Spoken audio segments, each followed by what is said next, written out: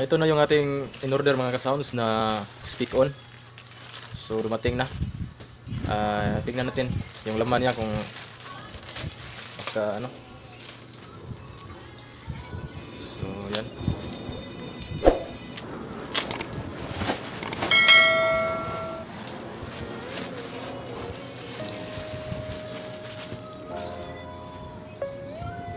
So ito yung ano niya mga ka-sounds, mail.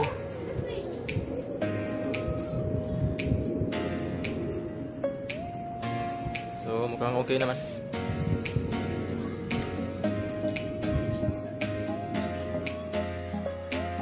Tapos ito yung female.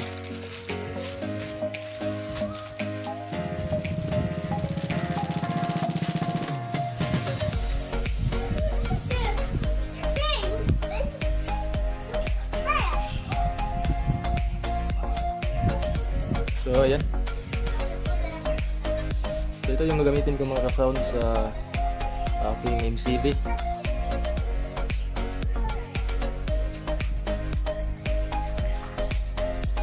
Try natin. So yan.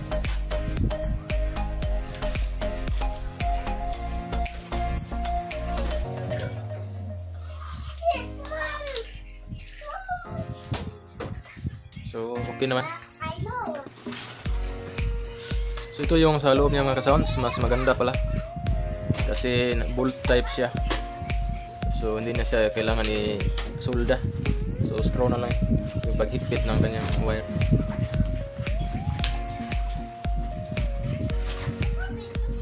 Yeah.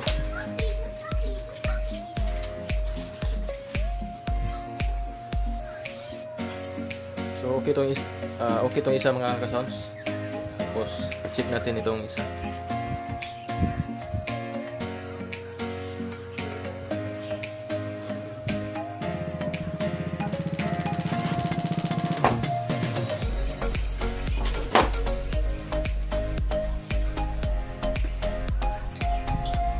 So ganun din. Meron siya dito ano, sign ng positive at negative. So ang magandang klase ito mga ka-sounds kasi yung brand niya. Yan.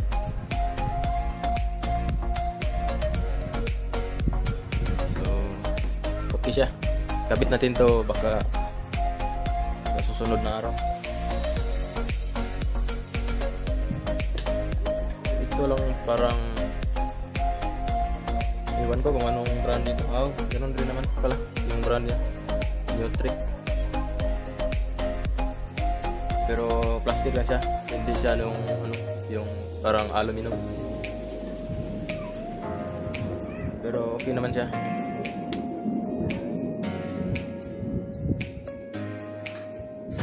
So ayos. Sa Shopee ko pala ito na order. So kabit ko na lang ito mga next day. So welcome back mga ka-sounds sa ating bagong video. So ngayon araw kakabit natin itong aking nabili na stick on. Bali dalawang traso lang ito mga ka-sounds. Isa dito sa ating isang MCB, tsaka isa din dito sa isang MCB natin. Ayan. So ipapakita ko kung paano natin ito ikabit. So ito yung ating MCB box, ito yung ating speaker na laman. Sa kabila din is ito din yung ating speaker na KKA na 1000 watts. So pinag-isipan ko pa mga ka-sounds kung tatanggalin ko ba itong speaker kasi mahirap ikabit kasi mabigat, tapos hirap siya ipasok. Pero tingin ko tatanggalin ko na lang siguro. So ito na yan. Meron akong ito pagbutas natin. So tanggalin ko muna itong speaker para makita ko din sa sa harap ng speaker kung okay lang ba, wala bang problema doon. So kukuha na ako ng adapter sa tinat na screw. So ito na siya mga ka-sounds. Ayan. Bali insakto siya sa ating tinat.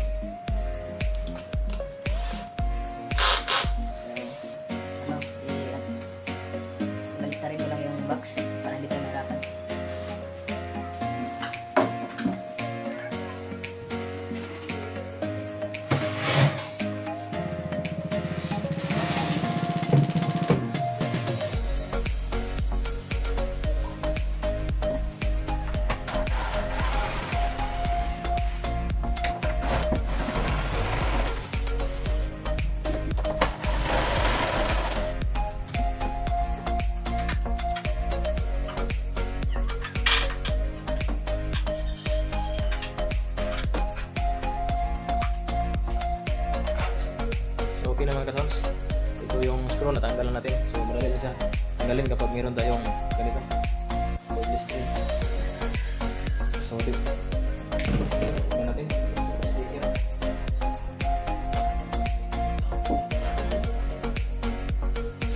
Bigat.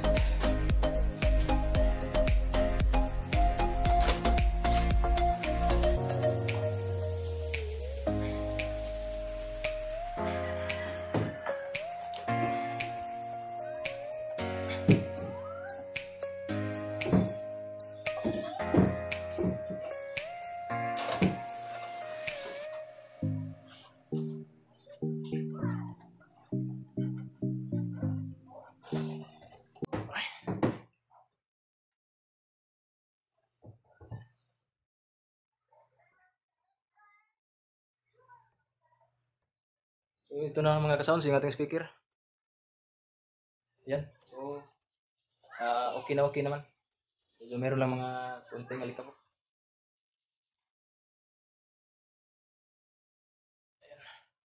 Sobrang bigat.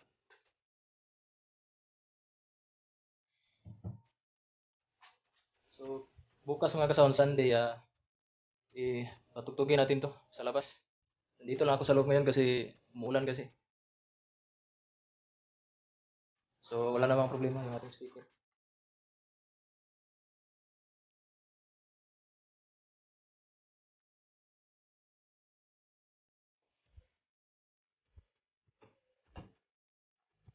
Yung kanyang likod. So dito tayo sa likod mga ka-sounds.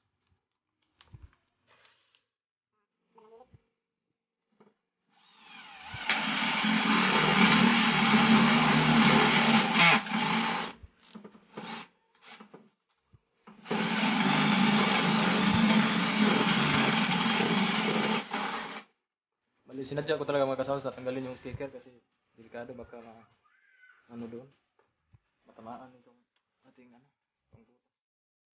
Hirap na. So mas mabuti yung natanggal kasi mas safe siya. So pasok natin. Hindi magkasya. Parang higpit. Kailangan natin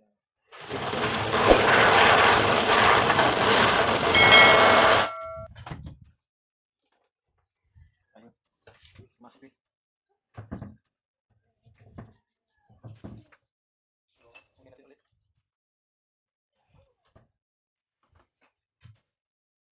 Susunod.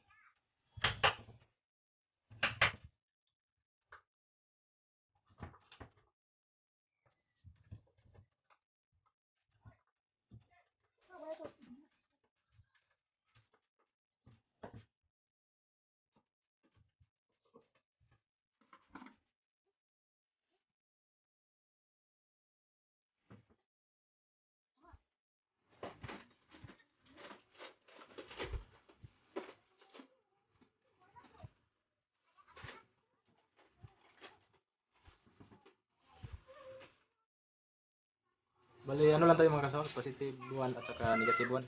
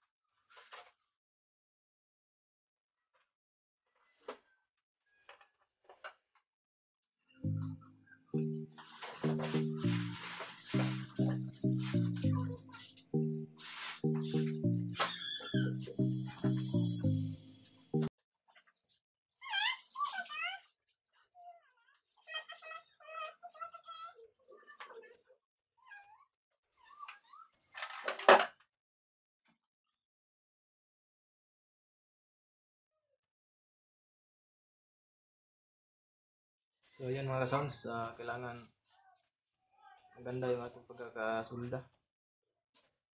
Medyo malabo lang pero ayos lang. Tibay.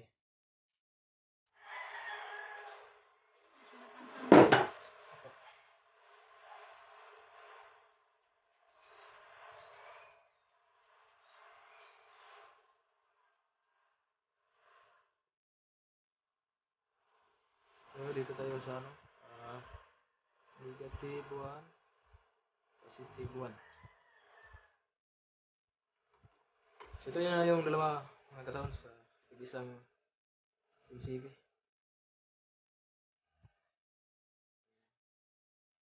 Check natin. Positive, negative. Sure na hindi magkabaliktad.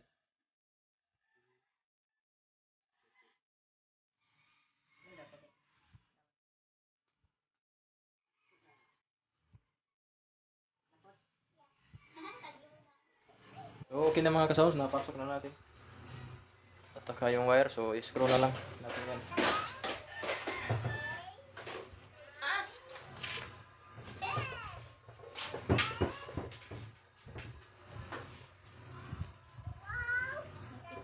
So, black screw din gamit natin, kaya yan, puro itong. Para hindi mapansin.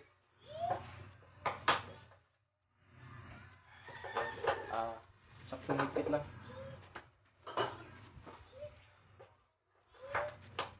So, yan. Ano niya mga ka-sounds?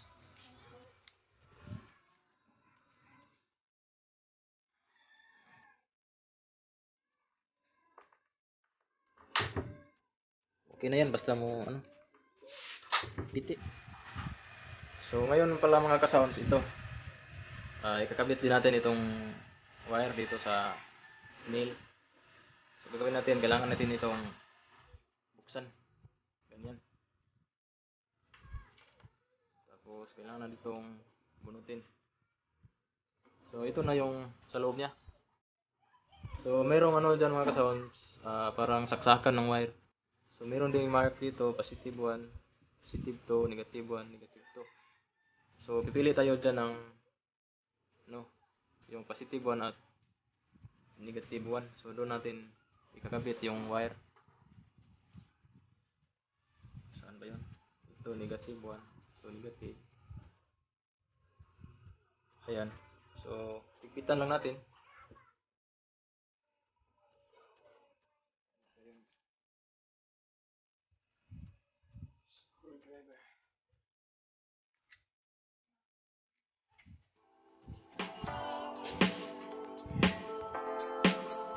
So, higpitan natin lang yung ano, yung screw. Ikutin natin sa kanan. So, yan siya mga ka-sounds. Mahigpit na siya.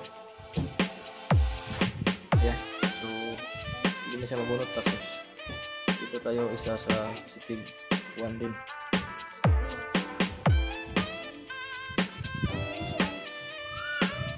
So, ayan na mga ka-sounds. Mahigpit na siya. Yan. So, matibay na. Yan. So, positive 1, negative 1.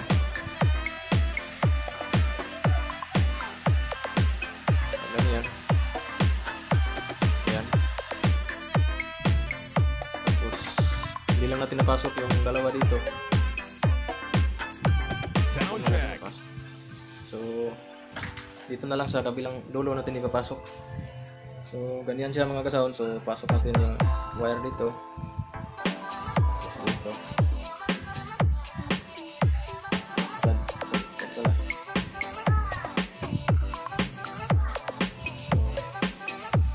Ganyan.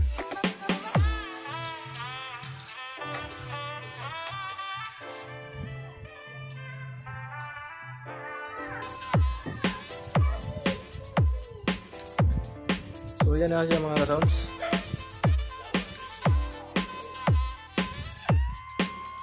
Yan. So, mahigpit na siya. Yan. So, ganyan. Ganyan lang mga ka-sounds.